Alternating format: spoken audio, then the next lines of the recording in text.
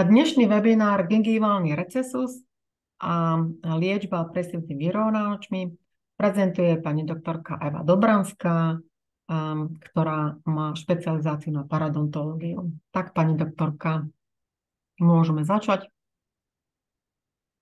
No dobre, tak ďakujem. Takže dnešná prezentácia bude viac menej o parodonte, o recesu a o tom, čo s tým a čo si treba všímať pred a po aj počas liečby priesvitnými vyrovnávačmi. Takže najprv si spomenieme parodont, aké sú choroby. Nemusíš tak rýchlo. Aké sú biotypy parodontu, čo je to gingiválny reces, aké sú jeho druhy, a o gingiválnom recese a ortodontickej liečbe a o gingiválnom recese a priesvitných vyrovnávačoch. Takže to je krátky obsah, môžeme ísť ďalej. Takže zdravie parodontu je dôležitý faktor, ktoré možno použiť na vyhodnotenie úspešnosti ortodontickej liečby. Parokomplikácie sa uvádzajú ako jeden z najčastejších vedľajších účinkov spojených s ortodonciou.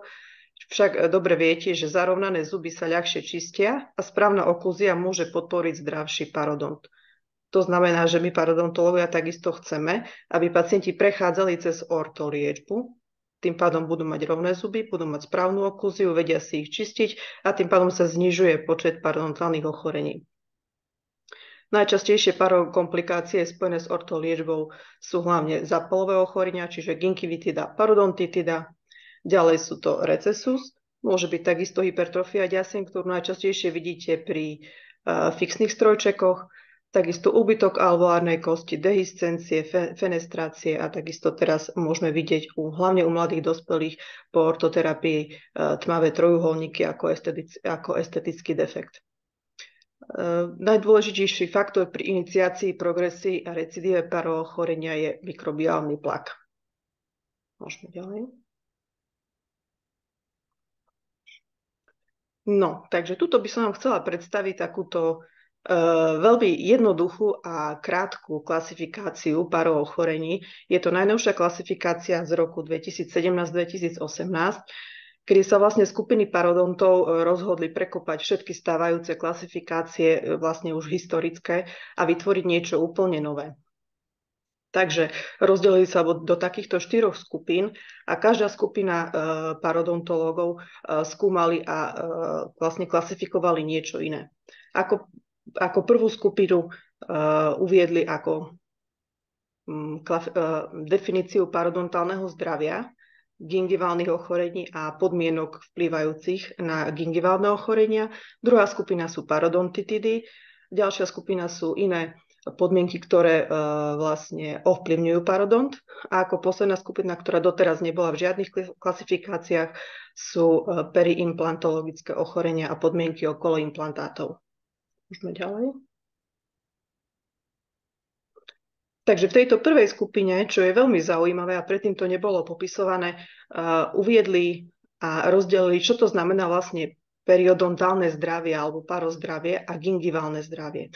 Pretože môže byť ako 1Ačko klinicky zdravá gingiva na intaktnom parodonte, ale môže byť pacient aj 1Bčko, kedy má vlastne klinicky zdravú gingivu, ale na redukovanom parodonte, čo je veľký rozdiel. A takisto toho pacienta potom môžeme rozlišiť ako stabilného paropacienta a ako neparopacienta. Pre nás parodontologov je toto rozdelenie veľmi dôležité, keďže vieme si toho pacienta zaradiť, či už nejaké ochorenie u neho prebehlo alebo neprebehlo, a ak u neho prebehlo, či má klinicky zdravú gingivu alebo ju nemá. Ako ďalej tu patrí gingivitida a s biofilmom indukované ochorenia a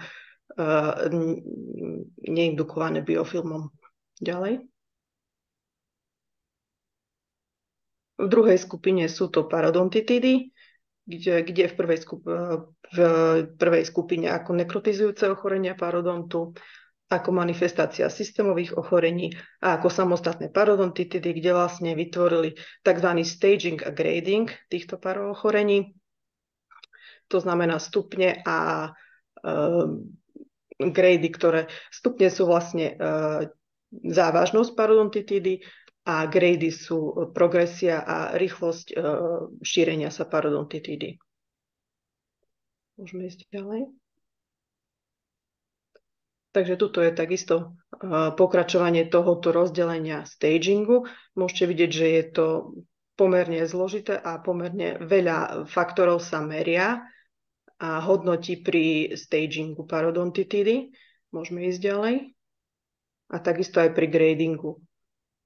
Poďme ďalej. Nebudeme sa akože týmto viacej zaoberať, toto je vyslovene také parošpecifikum. Dobre, došli sme na tretiu klasifikáciu, kedy vlastne sú to paromanifestácie z systémových ochorení a ostatné podmienky. A tuto môžeme vidieť mukogingiválne deformity a podmienky okolo zuba, ktoré by vás ako ortodontov mohli zaujímať, kedy sa hodnotí gingiválny fenotyp, recesia gingivy, nedostatok gingivy, znížená šírka vestibula a tak ďalej a tak ďalej. A v štvrtom odseku traumatické okluzálne sily ako primárna a sekundárna okluzálna trauma a takisto zaradili do klasifikácie aj ortodontické sily, ktoré pôsobia na zuby a môžu poškodzovať parodont. Môžeme ísť ďalej. No niečo k tým mukogingiválnym podmienkam a deformitám. Čo je to ten parodontálny biotyp alebo fenotyp alebo morfotyp? Je to niečo, čo vlastne potrebujeme zistiť, čo sa vlastne skladá z týchto troch zložiek. Gingiválny biotyp, ktorý sa skladá z šírky keratinizovanej gingivy a z definície hrúbky gingivy. Ďalej si všímame kostný morfotyp a rozmer zuba. Môžeme ísť ďalej. Podľa týchto troch parametrov klasifikovali biotypy do troch kategórií. Tenký vrúbkovaný biotyp, ktorý je najčastejšie asociovaný s takými pozdĺžníkovitými, trojuholníkovitými korunkami zuba, s takou minimálnou cervikálnou konvexitou, kedy interproximálne kontakty tých zubov sú blízko incizálnej hrane, sú také bodovité a takisto je úzka šírka pripojenej gingivy. Môžete vidieť pri tomto biotype takú tenkú, viac menej priesvitnú gingivu a takisto alveolárna kosť je vyslovene taká subtilná, taká tenká. Druhý biotyp je taký hrubý plochy, kedy u pacienta vidíte také štvorcové korunky zubov, taká výrazná cervikálna konvexita, čo znamená, že vlastne tie interproximálne priestory sú viac apikálne, čiže sa nedotýkajú iba ten interproximálny kontakt nie je len v jednom bode, ale viac menej taký plošný. Je tam výrazná zóna pripojenej gingivy, taká hrubšia, fibrotická, pevná gingiva a takisto alveolárna kosť je hrubšia a je taká výraznejšia, je také výrazné výrastky alveolárnej kosti. Ako tretia je hrubý vrúbkovaný biotyp, kde je vlastne hrubá fibrotická gingiva, ale zuby sú také pretiahnuté, takisto môžu byť trojuholníkovité, avšak zóna pripojenej gingivy je úzka a je viditeľný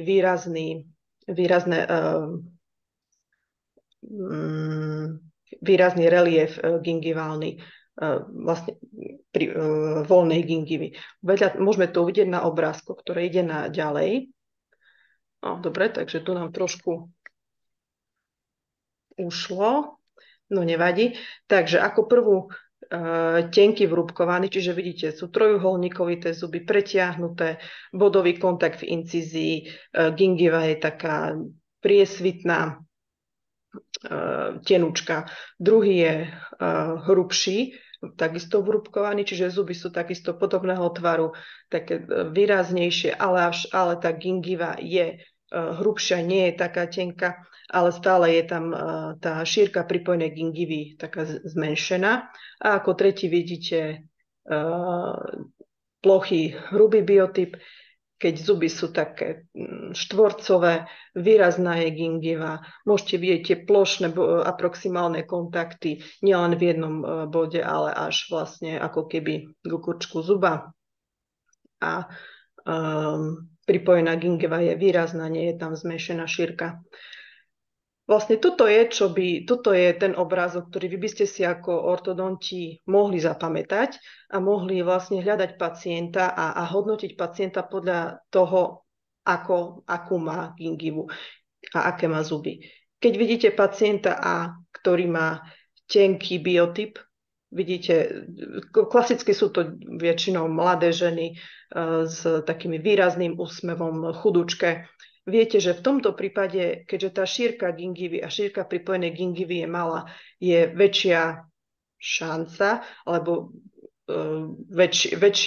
väčšia hrozba vytvorenia recesu, na rozdiel od toho hrubého, plochého biotypu, kde vlastne viete, že tej gingivy je všade dostatok a tým pádom pri posunoch zubov vám nehrozí vytvorenie nejakého recesu.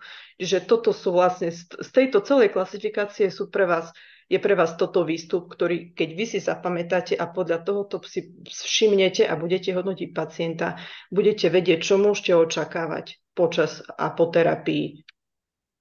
Dobre, môžeme ďalej. No a ako zistíte, aká hrubá je tá gingiva, čiže uvádzajú sa 3 takéto možnosti merania, čiže je to transgingiválny probing, ultrazvukové meranie alebo viditeľnosť sondy. Gingiva je definovaná ako tenká, keď má menej ako milimeter a hrubá, keď má viac ako milimeter. Keď na ňu pozeráte keď pozeráte na ňu cez sondu. Môžeme ísť ďalej na ten obrázok, tu vám to teraz ukážem. Toto je možnosť, ako si dokážete odmerať hrúbku gingivy.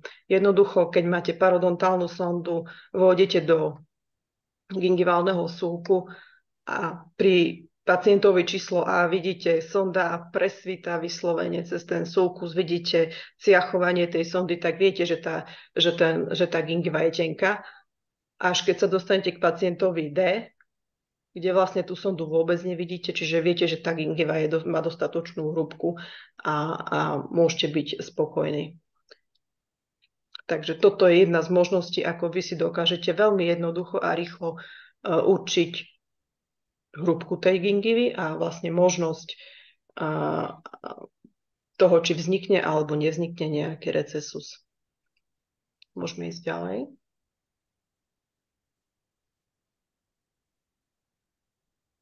Chvíľku sa mi trošku zasekol počítač. No dobre, tak stále môžeme pozerať na tieto pekné zubky a takto môžeme určiť, že pacient A má tenký vrúbkovaný biotyp, to je ten ako najhorší v úvodzovkách pre vznik recesu a pacient D je hrubý vrúbkovaný. Takto. No, tuto je také vyslovene exaktné meranie šírky pripojenej gingivy pri tenkom a hrubom biotype, hrúbky gingivy a morfotyp kosti. Toto nie je nejako potrebné pre prax, ale vidno, že tu kolegovia toho merali dosť. Dobre, môžeme ďalej. No, takisto sa prekopala aj klasifikácia recesov od RT1 až po RT3, kedy RT1 je gingiválny recesus, kde nie je strata interproximálneho attachmentu, čiže interproximálna cementosklovená hranica nie je ju vidno ani na distálnom, ani na beziálnom aspekte zuba. RT2, kedy je gingiválny recesus a je tam aj strata interproximálneho attachmentu, pritom je buď sa rovná, alebo je menšia ako strata attachmentu na bukálnej strane zuba. A RT3 v ďalšej strane, kedy vlastne strata interproximálneho attachmentu je vyššia ako na bukálnej strane zuba. To znamená, že vlastne ten attachment je stratený v interproximálnom priestore. Absolútne. Dobre, môžeme ísť ďalej. No, aký je impact alebo aký je dopad ortodoncie a ortodontických posunov na gingiválny recesus.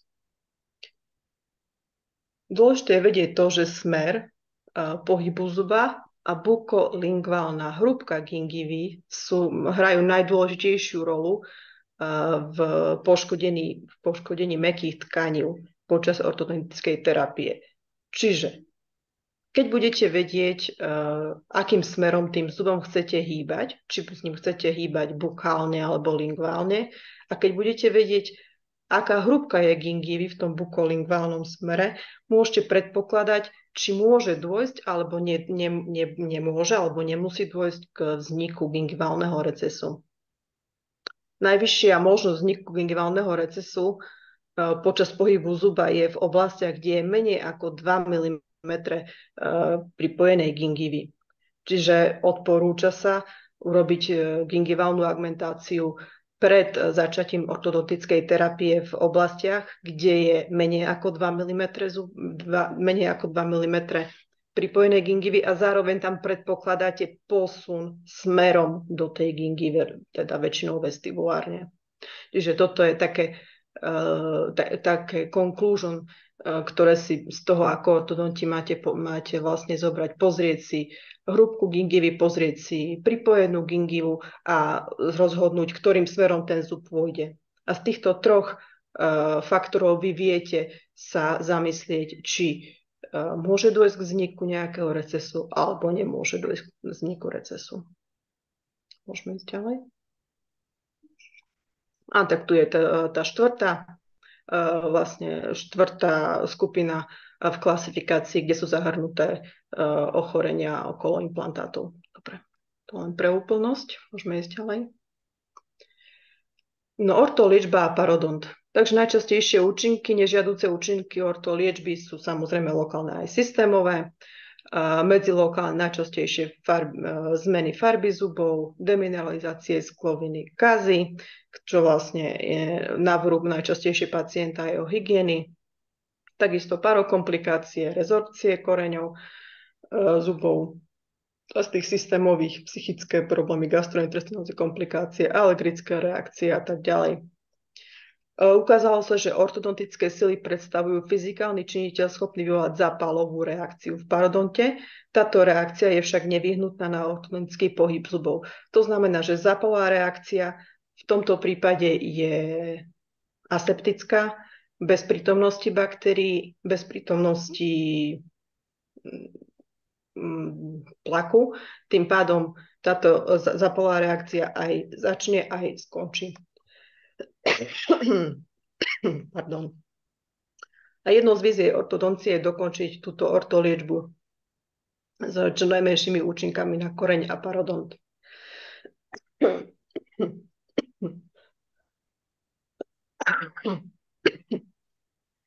No. No, tak sa ospravedlňujem, ale ja som trošičku chorá, čiže preto sa snažím ísť aj tak rýchlo. Poďme ďalej. Pardon. Takže keep calm and do orthodontic.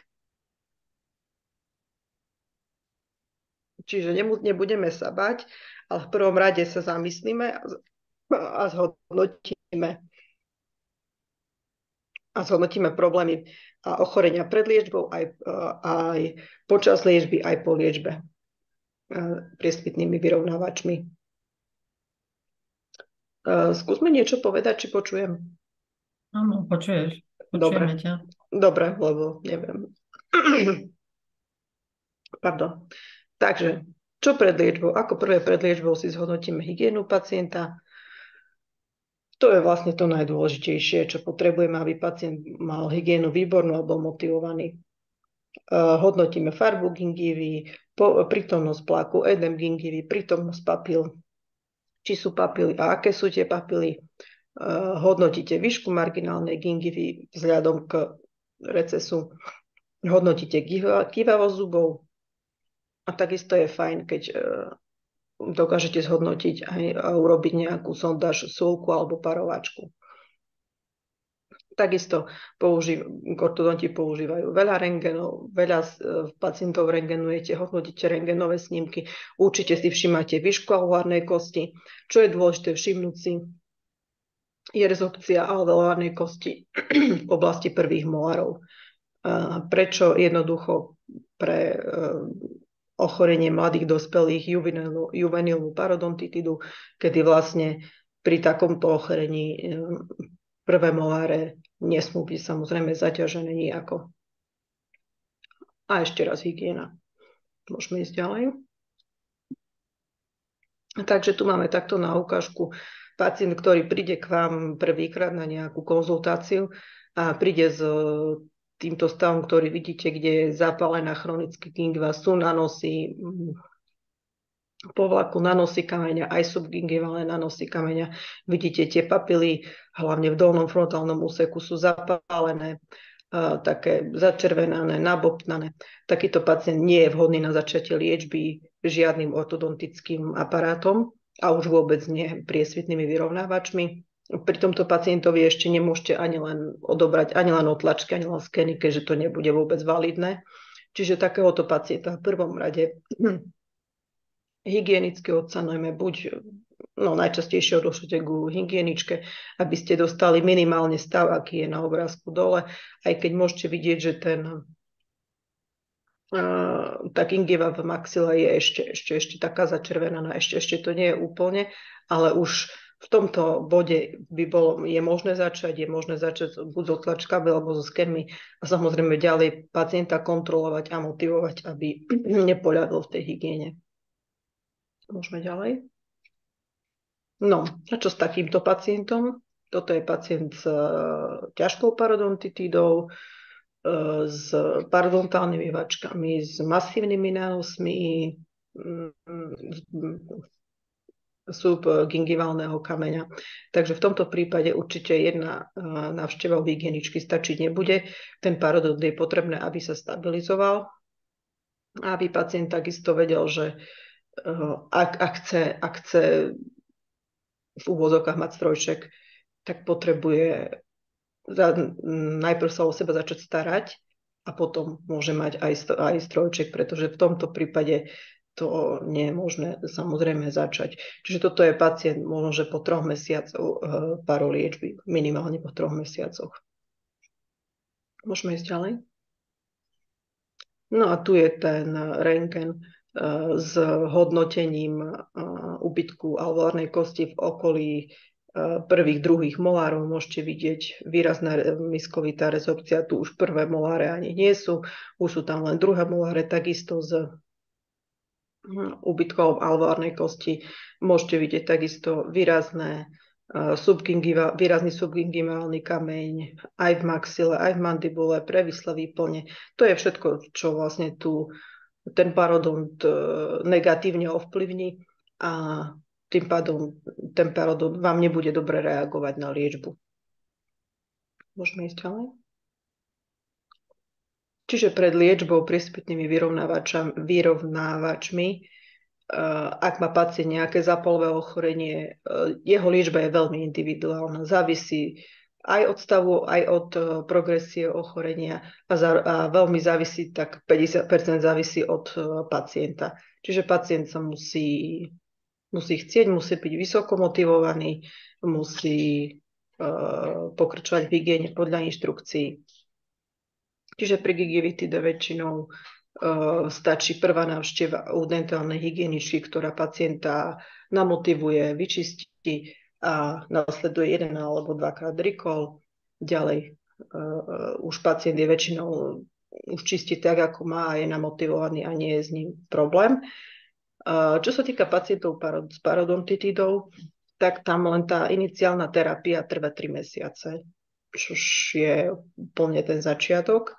Potom nasleduje prvý rikol, keďže novotvorba pripojenia gingivalného trvá 10 týždňov, čiže po 3 mesiacoch od prvej keretáže sa vlastne prvýkrát dokážeme dostať znova do toho váčku alebo do tej gingivy a dokážeme validovať, či sme úspešní alebo nie sme. Čiže 3 mesiace je len to iniciálne. Potom po tých 3 mesiacoch potom by malo nasledovať minimálne ďalšie 3 mesiace obdobie stability, ale ja odporúčam aj viac. Hlavne keď je to rozvinutá parodontita s nejakou kývavosťou zubov, tam je ideálne počkať na stabilizáciu toho parodontu, stabilizáciu tých zubov a tým pádom vyhnete sa nejakej následnej kývavosti a problémov. Môžeme ďalej. No, aké sú tu nezapalové ochorenia, ktoré si treba všímať pred liečbou priesvitnými aparátmi, čiže je to patologický úpon frenulum labii, takže to frenulum si zhodnotíme vlastne aj horné, aj dolné, aj akcesórne. Jednoducho chytíme hornú alebo dolnú peru, mierne ju evertujeme, potiahneme a ak vidíme, že vlastne to frenulum je upnuté veľmi, veľmi do papily, je vhodné porozmýšľať na odstránení. Takisto je fajn si zmerať vestibulum oris a šírku pripojenej gingivy, tým pádom si všimnúť biotyp gingivy, to je to, o čom sme sa rozprávali viac menej na začiatku, čiže ak je šírka pripojenej gingivy viac ako 2 mm, je to výborné, tým pádom tej gingivy je dosť a je dostatočne zdravá, to znamená bez nejakého zápalu. Viete, že môžete byť spokojní, keďže ten pacient nepredstavuje riziko pre vznik recesu. Ak je tie pripojené gingivy menej, čiže menej ako 2 mm, a takisto vidíte, že ten biotyp tej gingivy je tenký, v tú chvíľu musíte uvažovať nad tým, ako budete s tými zubami hýbať a čo chcete vlastne dosiahnuť, aby nedošlo k vzniku recesu. No a samozrejme si treba všimnúť už recesus gingivalis, ktorý už u pacienta môže byť ešte pred začatím ortodontickej terapie a zaznamenať si ho, pretože recesus môže byť u každého, len je dôležité pred liečbou si ho validovať, zhodnotiť, odmerať, odfotiť a potom viete, ako sa ten recesus správa alebo nespráva. Či sa zlepšuje alebo zhoršuje, alebo je taký istý, ako bol. Dobre, môžeme ísť ďalej. No dobre, takže tu máme takto na obrázkoch, čiže tu je recesus na 1,2, pomerne výrazný, tam bolo nejaké 4 mm, dokonca aj s kazom. Môžete vidieť, že šírka pripojená gingiva je nie len v mandibule, aj v maxile, tam nebola skoro žiadna. Takže toto je vlastne taký pacient, keď by ste chceli tou 1,2 hýbať vestibulárne alebo ju nejako inklinovať meziálne, tak asi by to nebol veľký úspech. V tomto prípade sa odporúča najprv urobiť augmentáciu gingivy a potom následne začať ortoterapiu. Vedľa na obrázku výrazne papilárne upnutý horné frenulum v zmiešanom chrupe. V tomto prípade je určite vhodné odstránenie tohto frenula, aj keď ešte dieťa nemá prerezané horné trojky, ale toto frenulum by sme hodnotili ako nie len, že papilárne upnuté, ale dokonca je krátke, tzv. Breve. Čiže tam dochádza k akumulácii tlaku na horných rezákoch gingiválne, čož nie je vôbec dobre ani pre hygienu, ani pre nič. Čiže toto je fajn vyriešiť ešte pred začatím nejakej ortoterapie. No a na spodnom obrázku je taká kombinácia všetkého zlého, všetkých možností, ktoré môžete vidieť.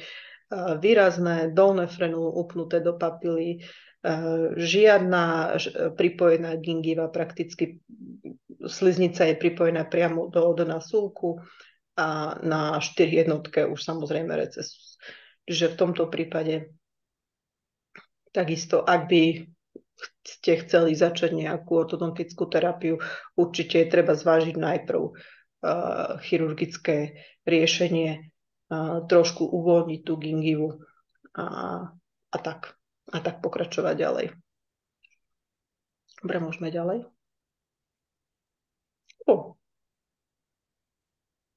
No, tak tu máme taký veľký recesus, z ktorého nevidíme dosť, teda aspoň ja. A čo sme tým chceli povedať? Asi je to upravený obrázok, ja sa ospravedlňujem. Nejak to tá prezentácia to nejako skreslila, Áno, ale áno. asi bol ten recesus asi veľmi hlboký, alebo... Bol, áno, asi hlboký recesus, čiže tiež v tomto prípade, ak je takýto recesus ešte pred liečbou, treba si ho presne takto odmerať. Toto je ideálne, keď si dokážete odfotiť, keď máte parosondu, parosonda je ciachovaná takto po milimetroch, dokážete odfotiť, že recesus má 3,5 mm. A či s ním niečo budete robiť, alebo bude s tým niekto niečo robiť už pred liečbou, to už je ako na vás, to už ako nediskutujeme, ale proste, keď si toto odfotíte, tak potom si to viete vždy v čase validovať počas liečby. Môžeme ďalej. Dobre. Takže tu je tá klasická klasifikácia parorecesov podľa doktora Millera, ktorá má 4 štádia. Parodontológovia ju stále používajú, pretože je veľmi jednoduchá, veľmi presná a čo je dôležité, vyplýva z nej aj možnosť liečby a výsledok tej liečby. Keďže pri prvom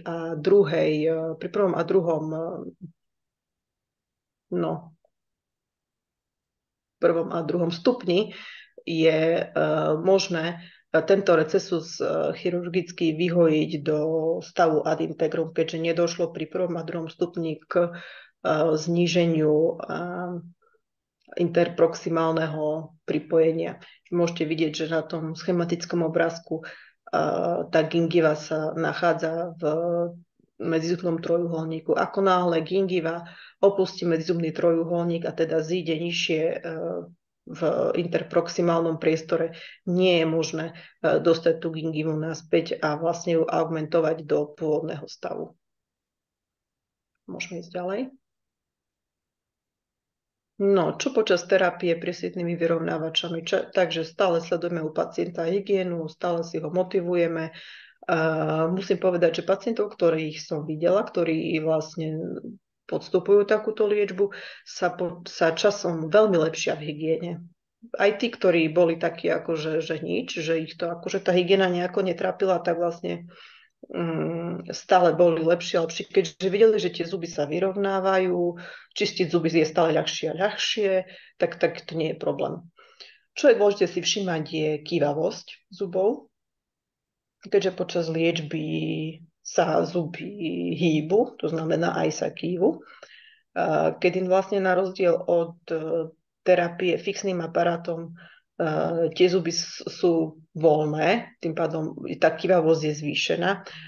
Čo je dôležité, je povedať, že treba pacientovi to vysvetliť, že áno, zub sa hýbe, zub sa môže maličko kývať. Keď je tá kývavosť zubov vyslovene vyššia, teda nad ten 1 stupeň, je ideálne trošku vyčkať a predĺžiť interval nosenia u tých pacientov. Čiže keď je interval nosenia nejaké 2 týždne, tak prejdeme na 3 týždne. Ak príde pacient, ktorému sa výrazne kývu zuby, kľudne ho môžete nechať na tom vyrovnávači dlhšie, aj mesiac. Je dôležité stále toho pacienta edukovať. Zo svojej praxe musím povedať, že mala som raz pacienta, ktorý prišiel ku mne počas terapie vyrovnávačmi s výraznou kývavosťou. Ako veľmi výraznou. To bolo ako, myslím, že až 3. stupeň kývavosti. A priam som sa zliakla, že čo sa stalo. No a vlastne z toho vyšlo, som sa pýtala, že vlastne, že čo, prečo. Tak pacientka bola taká veľmi spokojná, ako to krásne ide, ona si to mení každý týždeň. No, tak to bolo veľmi zlé. Pacientka vlastne svojvoľne začala urýchľovať tú terapiu, keďže sa mala pocit, že vlastne tie vyrovnávače, že je to super a sa to hýba, je to super a super sa to hýbe, tak potom som ju zabrzdila, že nie, žiadne interval nosenia týždeň, že odkiaľ to má, tak ona tak akože tak sama, že akože jej sa to zdá byť tak fajn. Takže som ju potom stopla, začala nosiť tie vyrovnávače, po mesiaci si to menila a bolo to výborné. Hej, tie zuby sa stabilizovali, nebol žiaden problém. Proste bolo to úplne v poriadku. Takže netreba sa sľaknúť nejakej zvýšenej kývavosti, väčšinou treba trošku spomaliť a zabrzdiť. No a počas terapie takisto sa môže vyskytnúť recesus. Je to síce málo pravdepodobné, keď ste si už predtým toho pacienta dobre vybrali, dobre si ho očekovali, dobre si ho zhodnotili. Čo je najlepšie, je neplašiť sa, odfotiť si to, a vyčkať a uvidí sa. Pri nejakej progresii stavu tá chirurgická intervencia je najlepšia až po ukončení liečby. Tam nemá zmysel nejako počas liečby zasahovať už v túto chvíľu. Najčastejšie ten recesus sa môže udiať buď pri neopatrnej manipulácii s vyrovnávačmi, alebo vám príde pacient na kontrolu tesne po hygiene, že tá gingiva je taká akože taká čerstvá, roztrapkaná, hej, vidíte, že celé to je také, no a niekde niečo je také tenšie ďasienko, tak ono trošičku je také slabšie. Netreba sa bať, treba to tiež povedať pacientovi, že predĺžime trošku interval nosenia, trošku ostaneme na tom vyrovnávači, dať si pozor, nedrieť to ďasno, upraviť techniku čistenia, hej, stieravá metóda smerom z ďasna na zub a väčšinou sa to stabilizuje. Dobre, môžeme ďalej. A tu je takých pár názorných ukážok a obrázkov, ako to vyzerá počas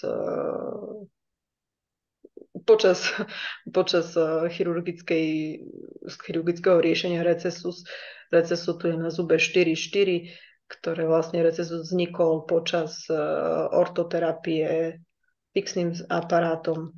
Čiže takto vyzerá vkladanie. Na prvom obrázku vidíte subepitelového štepu vlastne do takého priestoru vytvoreného v gingive. Dobre, môžeme ďalej ísť. Takže na tom väčšom obrázku vidíte techniku šitia a techniku prekrytia lalokom cez ten subepitelový štep. Na vedľajšom obrázku je to fotka v deň, o 2 týždne, čiže v deň sňatia stehov, že vyzerá to asi nejako takto, čiže veľmi pekne, úspešné.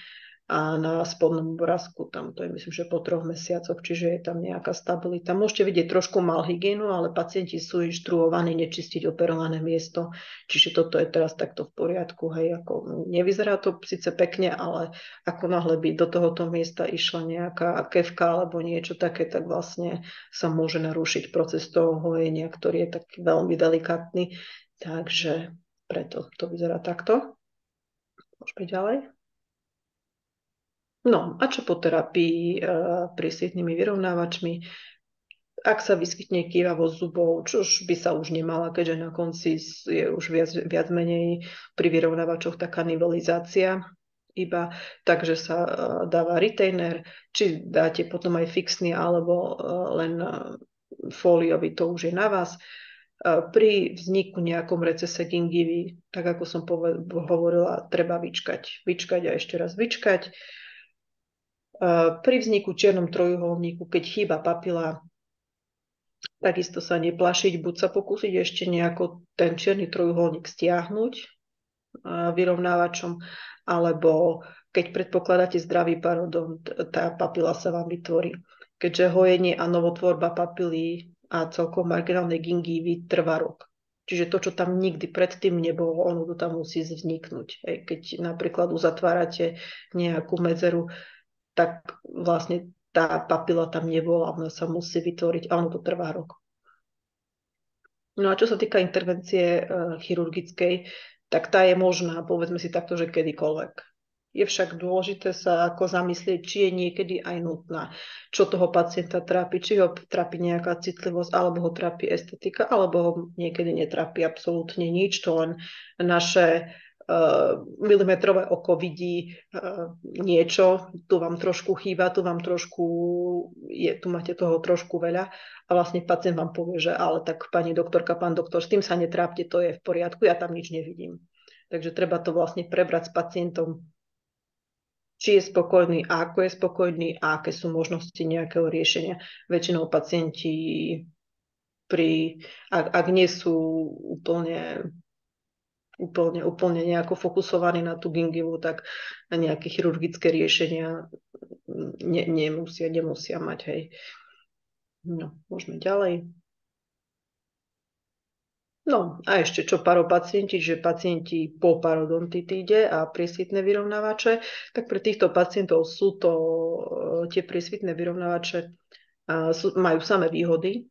keďže vyberáte si teda, musíte mať stabilného pacienta, ktorý nemá kývavosť zubov minimálne 6 mesiacov, čiže ten pacient je vysoko motivovaný, nemá žiadne zápalové prejavy, krásne čistí, chodí k dentálnej hygieničke, čiže tam ako nemáte v tomto smere žiaden problém. A keď už prešiel cez tú fázu liečby parodontitidy a chce postupovať ďalej, chce tie zuby aj vyrovnať, nie sú s tým pacientom žiadne problémy. Tieto vyrovnávače neiritujú gingivy, nie je tam žiadna akumulácia plaku, pacienti majú naďalej vynikajúcu hygienu, nezhoršuje sa tým ochorenie parodontu. Čo je však dôležité, je, že sú potrebné nižšie sily, postupne dávkované. A čo tam nemám napísané, je, že tá terapia musí byť, nechcem povedať, že krátka, ale nedlhá. Pre parodontózne zuby nie je fajn, ak s nimi 2 roky budete hýbať. Proste to musí byť v úvodzovkách do roka začaté aj skončené a zuby musia dostať retenciu. Väčšinou je nutná retencia pevná u parodontóznych zubov, pevná a plošná. Tak to nejako sme to vypozorovali počas doby, že retencia priesvitným retainerom nie je bohviaká, dokonca ani ortodrôtikom takisto nie je bohviaká. Najlepšie sa tam už potom ten urobiť parodlahu, kedy vlastne je plošná retencia, trošku je to plošnejšie a tým pádom tie zuby sú pevné a nemajú dôvod sa nejako v úvodzovkách krútiť okolo drôtika napríklad. A sú to veľmi vďační pacienti, sú veľmi radi, že vlastne tým, že prešli celým tým párovým ochorením a majú stále svoje zuby, nemajú žiadnu protetiku, no a tak ako proste neboli nútení vlastne k extrakciám zubov a k nejakej rozsiahlej protetike, tak majú svoje zuby, čiže je to pre nich úplne super. Dobre, môžeme ďalej. No, takže netreba sa báť ani parodontu, ani recesov. Treba si všetko vedieť len správne zhodnotiť a uvedomiť. A nie je problém robiť ani priesvitné vyrovnávače. No. A nie je problém mať easy smile. Ďakujem pekne, Euka. Máme otázky možno. Áno. Je čas na otázky. Tak. Zatiaľ nikto nič. Pýtajte sa. Môžete písať, aby sme videli. A kým dostaneme otázku, veľmi som ťa pozorne počúvala práve na ten tmavý trojuholník, to je toto. Áno. Pretože nám občas píšu pacienti na Instagram, tuto je. My stále posielame pacienta, že kto je váš ošetrujúci lekár, nech sa páči. Hej, aby vnímali tí pacienti, že správny kontakt je ich lekár. Ale ja len chcem povedať tak ako si podotkol, že sú pacienti, ktorí sú naozaj zameraní nejako veľmi na seba, tak je to aj naša skúsenosť, že naozaj píšu takí pacienti, ktorí sú zameraní na seba, vidí čierny trojuholník i hneď po liečbe, nepáči sa mu to. Hej, taká naša skúsenosť je aj to, že tí pacienti nie, že sú len netrpezliví, ale sú často bombardovaní aj obrázkami z internetu, kde vidia po liečbe chrup, krásny chrup, ale zvyčajne tento chrup je aj esteticky trošku upravený, čiže nie len po liečbe, po ortoliečbe je krásne zub vyrovnaný, ale vidieť tam už zásahy aj trošku rekonštrukčné, tak to si mi pekne nahrala na to, že by som len chcela zdôrazniť, že tá trpezlivosť pacientov je veľmi znížená asi aj tou dobou, aj tým internetom. Hej, že treba edukovať pacientov, tak ako si vravela, ten čierny trojuholník. Či chceš niečo ešte dodať k tomu? Nie, k tomu nechcem asi dodať nič. Tam fakt je dôležité tomu pacientovi vysvetliť, že proste proti prírode sa ísť nedá a keď to chce mať, keď doteraz vydržal a chce to mať v úvodzovkách úplne menej invazívne a nechce riešiť nejaké protetické rekonštrukčné zásahy, tak tá papila dôjde proste, ako tá príroda si poradí. Ona vie, čo má robiť. A keď tam nič predtým nebolo, tak sa to musí vytvoriť. A to sa nevytvorí za deň. Proste to nie je perpetuum mobile. No, to sú pekné slova, ďakujem. Že trošku vydržať a keď tam nič nebolo, tak dajme tomu čas. Áno, presne tak. To sa mi páči. No, tak máme nejakú otázku? Nič? Keď vás ešte niečo napadne? Všetko bolo jasné. Myslím, že bolo to veľmi, po anglicky také krásne slovo straightforward, čiže veľmi jasná a zreteľná prezentácia. Ďakujem, Euka. Tak keď nemáme otázky, môžeme nahrávanie zastaviť.